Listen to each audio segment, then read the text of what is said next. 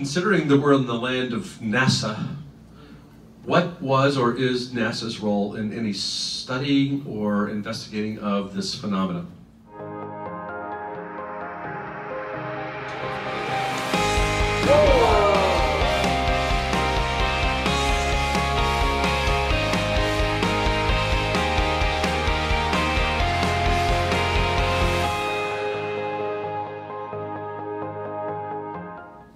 Huge. NASA's role, you know, I look at this as kind of a three-pillar capability, and please forgive me, this is the first time I've really spoke about this. One of my colleagues kind of feels this way too. You have SETI, which is out there looking for radio signals and looking for life, potentially intelligent life from well beyond the Milky Way. Then you have NASA looking for microbial life right here within our solar system. Then you have TTSA looking at maybe the other option, that it's already here. And it's here now. And it's impacting our national security equities. So I think we need to work together collectively. I don't think this is a either or situation. I think we have to work together. NASA has the capabilities and resources to look at this from their perspective. Just as SETI has their mission, just as we have ours. So I'm not sure if that answers the question, but I think NASA's role is huge. Did you at any time find any kind of indications that that we have a very strong relationship that exists between the UFO phenomena and oceans? The planet is definitely surrounded by 3/4 water. In fact, I question why we call it Earth. It might be better named water. Okay, so that being said, are we talking about a phenomenon that has a relationship to the oceans, especially like when you consider those Nimitz cases and stuff like that, right? That's a very fair question, and I think that would be a very safe presumption. Yeah, I mean, and now look, the Navy has a global presence, so everybody knows about the Nimitz incident, and we'll soon learn about some other ones. So it could just be a fact that they are everywhere that everybody else isn't. But we believe that there is some there's some relationship with water. Now, what does that mean? Is it because there's you know they're under the ocean, or is it because maybe there's the hydrogen is being mined as a fuel source, or I mean, you could run wild with speculation, right? So this is again why we need more data. I could sit here and tell you all the theories that some of the folks in ATip have had, but that's not going to do any good. At the end of the day, we just need more data, and we need the data in order to help paint that picture, and then maybe we can start making some assessment as to why this affinity to H2O. We talked a little bit about this at the table this evening, but was the Vatican or the Catholic Church ever involved in ATip in any way? Please explain this. Is this consistent with the work of Dr. Diane Pasalka?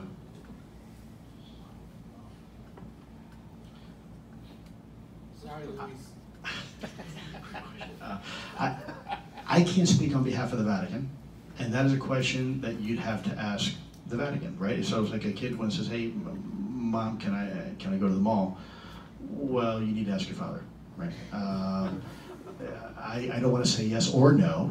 I'd rather, if you're asking me a question that involves a third party, you need to first ask that third party out of respect for them. I don't want to answer in any way, shape, or form. I don't have that authority, and I don't want to assume to have that authority. I think it's safe to say that they have an interest, and they should. I think all churches should. I think any religion should, because this applies to them just as much as it does to you and me. So that's probably all I can say about that. What was the role of the U.S. Navy and or the NRO in the ATip? Tough crowd. That's you, not me. Yeah. I don't think I can talk about that. Yeah, I don't talk about that. Did ATip ever investigate abductions? And can you explain, were there any patterns between abductees like Rh negative blood, consciousness, etc.? Can I buy a vowel instead? Over to Hal. That's a Hal question. All right. For Mr. Elizondo, okay, were the following people read onto the ATip, like Mr. Brennan, General Clapper, General Mattis, General Kelly, General Flynn, or General Ashley? I absolutely cannot answer that question.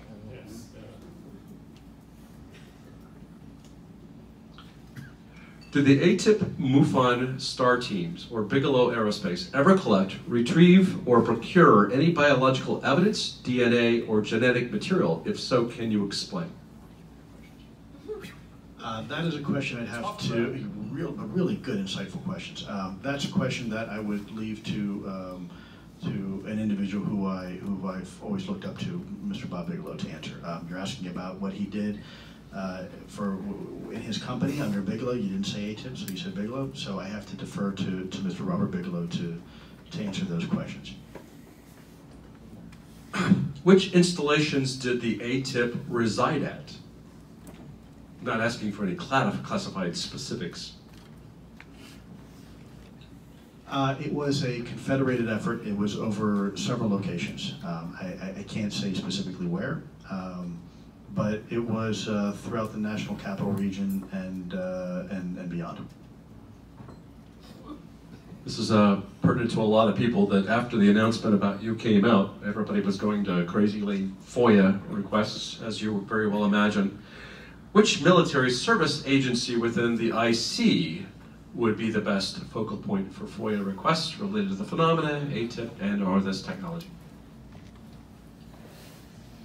If I was a betting man, I would probably stick to knocking on the doors of DIA. They have already admitted that they, after some time, that they actually were running part of the program. I'd keep knocking on those doors. In reference to, this is from your previous presentation, it says, in reference to the group of US government leaders who felt the phenomena was demonic, would this same group be known under the moniker of Collins Elite? I'm not going to assign labels. There were absolutely a core group of individuals that were adamantly against what we were doing, not because the empirical data wasn't there, but because it was philosophically in contradiction to their philosophical belief system. I respect it. I don't agree with it, but I respect it. And one of these individuals was actually a very close colleague and mentor of mine. So imagine that. Imagine having somebody who you look up to for so long and who's a very senior person in the intelligence community telling you not to pursue this because it went against his ideological belief system. Yeah, true story. To your knowledge, has anyone ever estimated the number of anomalous craft present on Earth at any given time? Is it tens, hundreds, or thousands? That is a great question. I honestly have no idea, but it is something that if it's okay, whoever asked that question, I'd like to add it to my requisite. That would be a phenomenally fascinating point of research. So if it's okay, whoever wrote that, thank you. I'm going to steal it, and we'll start to see if we can find out. You guys write great questions, by the way. These are very, very in-depth. Okay, and I just want to applaud this gentleman next to me because he is trying to carefully tell us, dance, a sweat dance up here. Yeah. Can you explain how the DoD's space fence is related to the study or surveillance of this phenomenon? Okay, so let's look at it this way. If you're looking at signatures of an incoming ICBM missile, and that signature is coming in from orbit at tens of thousands of miles an hour, we'll say. and it's very small and can do certain things. And oh, look, low observability, hypersonic velocities, right? Already we got 2 of those observables there. Then maybe some of those same capabilities can be leveraged to look at the UAP, right? So wouldn't you want to use some of those same assets and capabilities that you do to identify more conventional type threats if you can dual use it to serve the purpose of also looking at UAPs? And then if you can go ahead and overlay it in a way where you're using, you know, high orbit, mid orbit, low orbit, atmospheric all together, right? And you stitch that together. Now you have a really good common operating picture of the battle space. So again, I can't answer that question specifically, but I can tell you from a common sense perspective, yeah, of course that makes sense. Yeah, you want to leverage the hell out of those things. Which services and or agencies do not want disclosure confirmation or would not support it in your opinion? All of them. I am sure they want me to go away yesterday.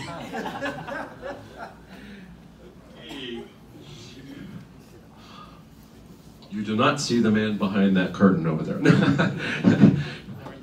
Or in that SUV on there. Okay.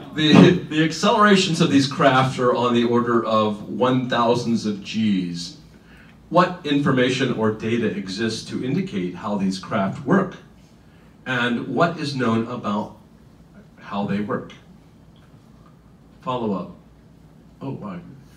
Is it often assumed that they are warping space with the Alcubierre drive, or what evidence is there for this? We have no theory of quantum gravity. Could quantum gravity be more relevant? So let's start with the instantaneous acceleration. Yes, there are scientific models and how it can give you better explanation of it, but if you reduce the mass of something, you reduce the inertial forces. Okay, that's simple. That's physics. So if you have the technology to reduce the mass of something, then you have the ability to maneuver in ways that conventional technology currently doesn't have that ability to do. But furthermore, if you can warp space-time, all sorts of interesting things can happen. But let me put this out there. Warping space-time is in a, forgive the pun, it's relative. It's not really real, but relative. Let's say hypothetically, I mean, we're all sitting on the surface of this Earth right now. We're all affected by gravity equally. But what if you had some special material that, under certain circumstances, created a field around you, and that field actually insulated yourself from the natural effects of Earth's gravity? Now, 2 things would happen. People talk about the first observable, which is, oh, well, all of a sudden now you float in the sky and you don't need an engine. But something else happens. Because remember what Einstein said, space and time are together. So if you insulate yourself from the effects of Earth's gravity, by definition, you have to insulate yourself from all the effects of Earth's gravity, to include time. And remember, folks, time goes by differently for us here on this planet than it does even for some of our GPS satellites up there, because they're fundamentally further away from the mass of Earth. So the cesium atomic clocks go by at a different rate. Time is relative. So if you were to have the ability to insulate yourself, cocoon yourself from the effects of Earth's gravity, well, time itself would go by different, wouldn't it? And all sorts of things would happen. And if you had this, let's say, bubble where this event horizon was around this glass here, well, it would appear to be kind of weird looking too. It'd be kind of like this weird low observable thing. And also, it would have this ability to travel at speeds that would just not be possible for us. And would also be able to maneuver in ways that would seem to be magic.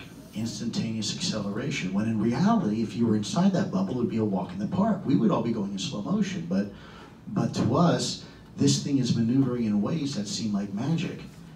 And, well, positive lift, well, if gravity's not pulling you down, now you don't have to worry about actually having some sort of engine source, because gravity doesn't exist for you.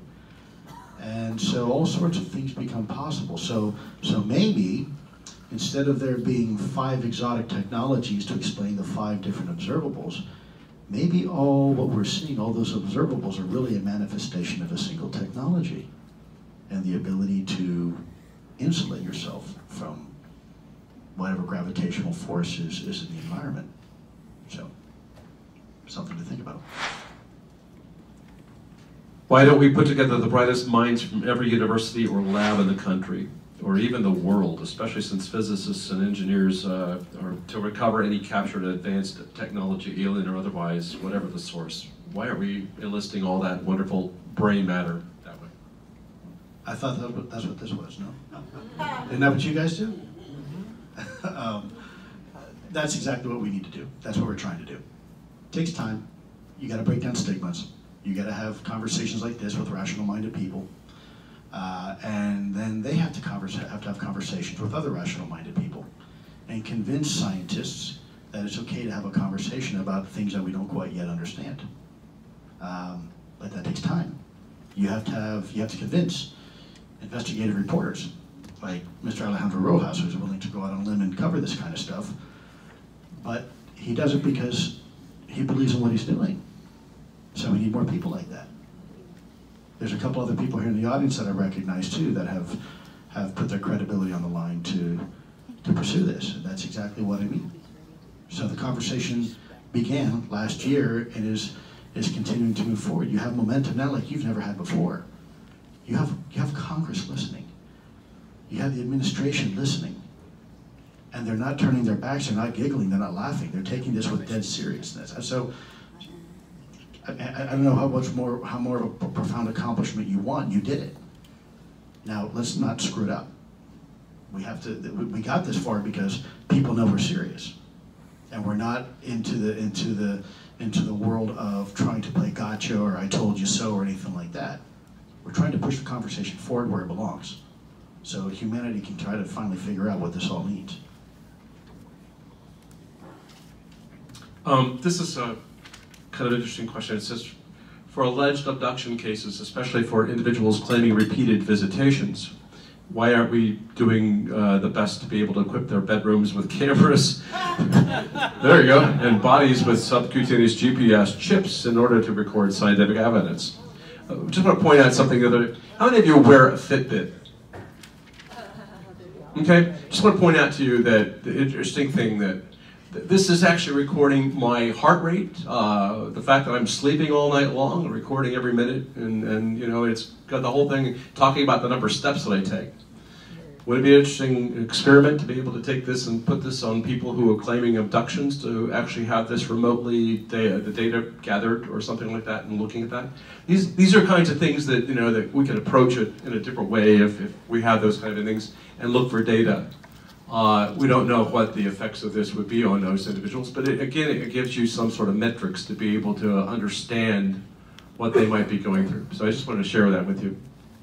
That's a really good question. I think what's important to know that, you know, I was a creature of the intelligence community, and I always preferred the shadows.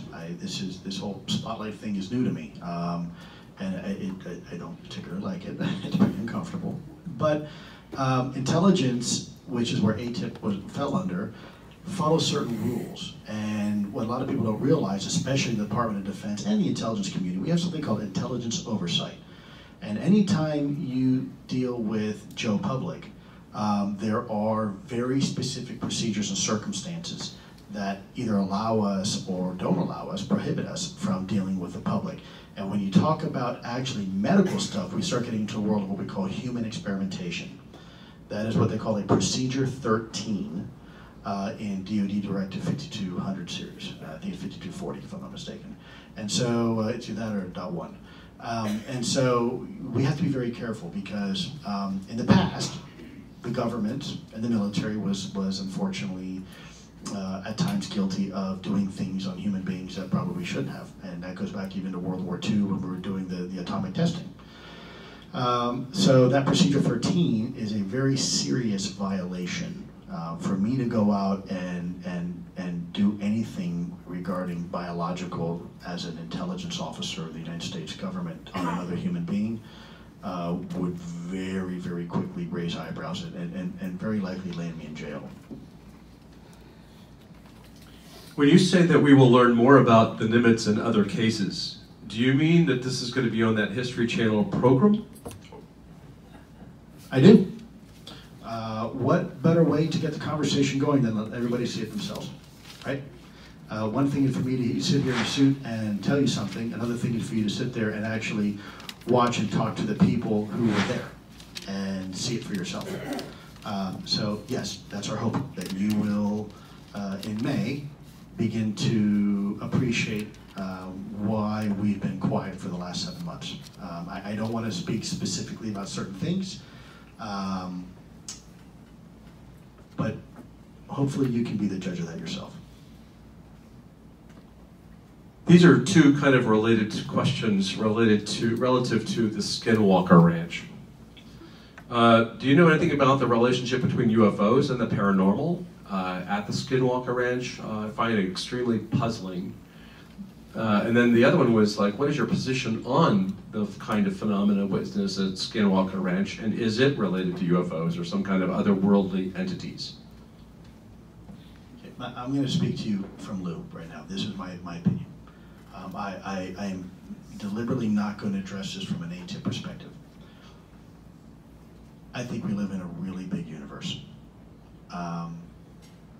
Most people realize now that there are several hundred billion stars in our galaxy, and there are several hundred billion stars in the observable universe. And the last time we looked at the assessment was that there were more stars in the observable universe than there are grains of sand on all the beaches in the entire world. Okay, that is a phenomenally, almost impossibly large number to wrap your head around.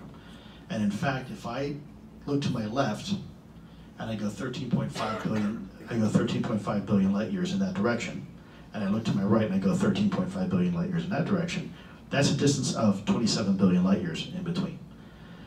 And that's just what we can see. So there's a lot of stuff out there that we don't even understand half of what's in our ocean, or even in our neighborhood, right? How many of you know who your kid sits next to in lunch class? Probably not many, right? So there's a lot that we don't know. So for us to speculate that that everything we see that's it, I think is short-sighted. I think when you look at the electromagnetic spectrum, I'm looking at you right now through a very small sliver, what that we call visible light. Okay, very small sliver. But we know there's infrared, ultraviolet, X-ray, everything from all the way to gamma radiation, cosmic radiation, all the way down to microwave and everything down below. And we look at the universe that way. How many times do we look through a Hubble telescope in the optical field and we see nothing but black space? But the moment you put it to infrared, bang, the whole universe lights up, right?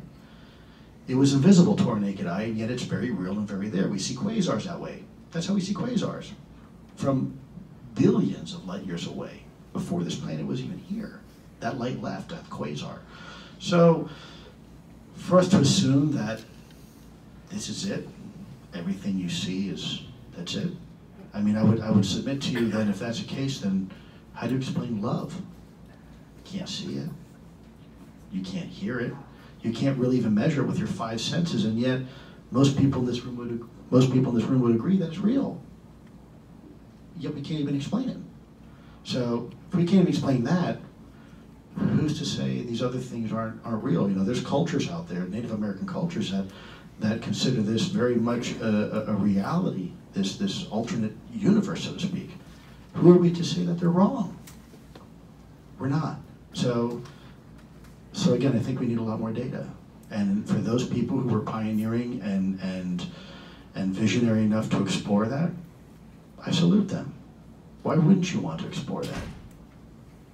Why not? Well, you don't, because of stigma. And that's what we need to overcome. Because stigma at the end of the day will paralyze everybody from everything. You will never move forward. That man would never have gotten on the moon, right there. Because, by the way, the picture below that I was referring to, about that dusty road with a bunch of Model Ts on it, the scientists, just 45 years before that picture of the man on the moon was taken, there were actual serious scientists who believed the moon was made out of cheese. Jeez, I'm not kidding you. Now we laugh and we think that's ridiculous now, but that was real. There was a time when the patent office said, we're going to close down because in 10 years everything that needs to be invented will have been invented.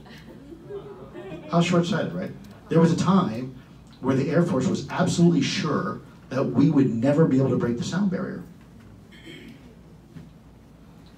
You got a Saturn V rocket out there that did it just 10 years after that. So I think we need to change our paradigm a little bit as human beings and what it means to be a human being. That's all I have to say about that.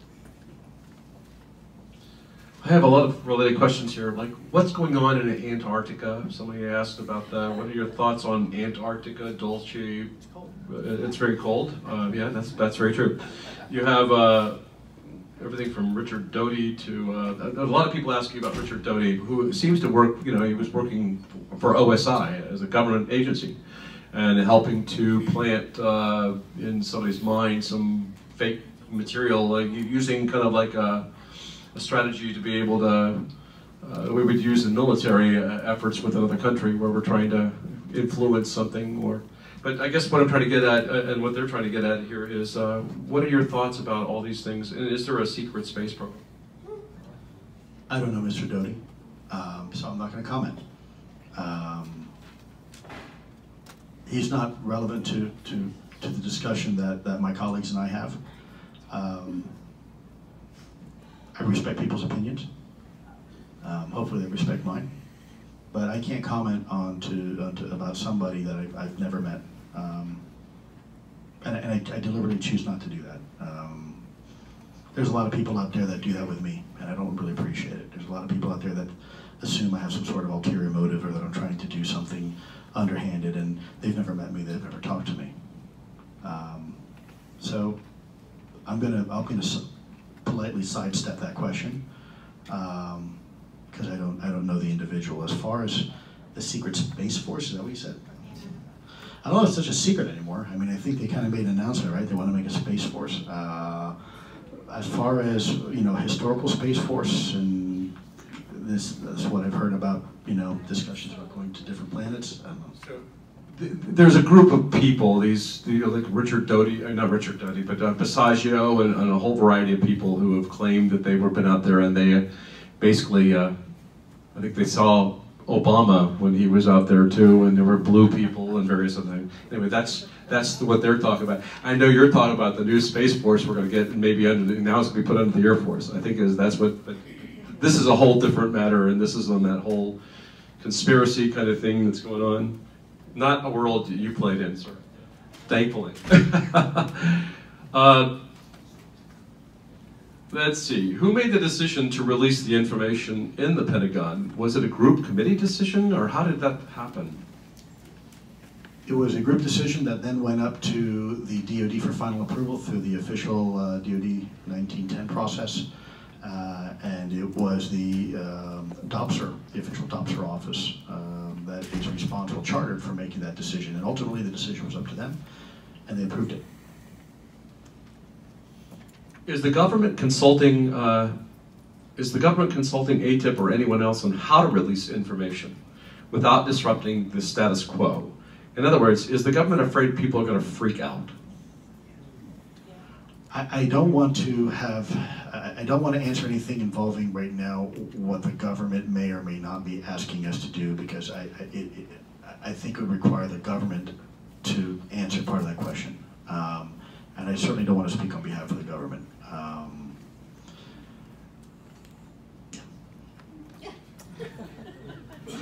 Is there a connection to the current phenomenon and Operation Paperclip? I don't know if are you familiar with Paperclip and the Von Braun?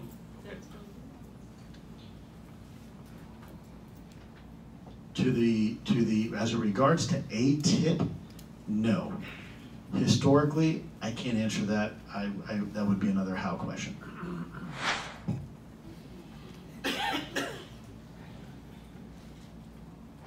In the era of iPhones and YouTube, including horrific videos of 9/11, for example, why do we not have more incontrovertible evidence of AAPs and USCs. Does the government intercept and confiscate it all? Why don't we have high-res photos from the general public using smartphones? So let's go back to the great squid. It's real. How many of you have a really close picture of a blue whale breaching that you took? Probably not many. And yet, we all know they're real. We know they're there, right? There are pictures that have been taken with blue whales and giant squid and these other elusive creatures, but most of Joe public never really gets to see them because they are elusive. That's why they for so long they're a point of conjecture. So to say that pictures like that don't exist, they do exist. Why hasn't Joe public taken any of those? Well, I'm not sure they haven't. I don't know. I think there's a lot of stuff that's coming out on social media on a semi-regular basis. I haven't been able to do the research and analysis on it, but maybe we should. I don't know.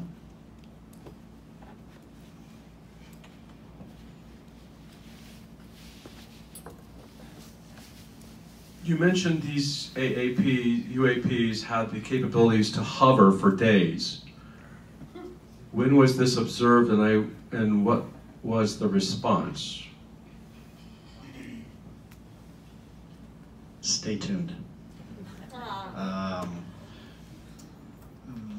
Yes, that we have actual data with these things being able to do that from very reliable, highly trained sources. And the data is there. What was done about it? Well, you saw with the Nimitz, we scrambled something out to go look at it.